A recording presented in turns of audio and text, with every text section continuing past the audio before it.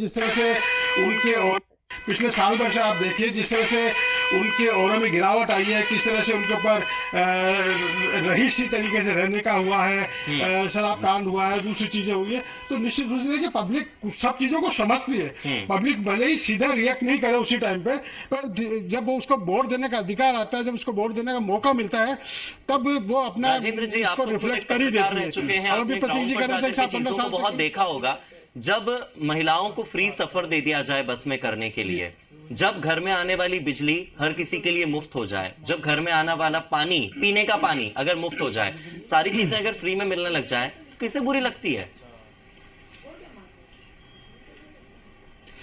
नहीं, पर ये तो बीजेपी ने भी कहा है। और मैं दूसरी चीज आपको बताऊं, बहुत दिग्गज नेता रहे भैरव सिंह जी शेखावत साहब। हाँ।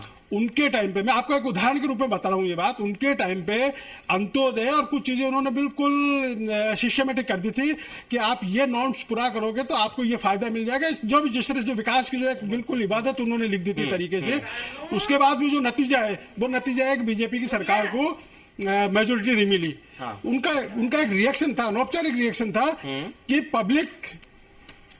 पब्लिक का जो रिएक्शन होता है, पब्लिक जो सोच के चलती है, उसको जब तक ये महसूस नहीं हो कि उनको ये चीज उपलब्ध कराई जा रही है, ये चीज कराई जा रही है, जब फ्री में चीज मिल रही है तो वो देखती है, ये नहीं तो दूसरी सरकार देगी, दूसरी नहीं तो तीसरी सरकार देगी। हाँ। जिसको सत्ता में आना है वो देगी। तो पहली चीज तो यह है कि जो ये परंपरा रही है वो बेसिकली सही नहीं मानी जा सकती। पर अब क्योंकि अब चुनाव लड़ने के लिए आपको सभी तरह के रास्ते अपनाने पड़ेंगे। राजस्थान की जनता तो वैसे ही किसी पर भरोसा नहीं करती, वो तो एक बार इधर, एक बार इधर, एक बार इधर, एक बार इधर। दिल्ली की जनता थोड़ी सी इस मामले में डिफरेंट है, तो हम दिल्ली की जनता के पर्सपेक्टिव से भी बात करेंगे।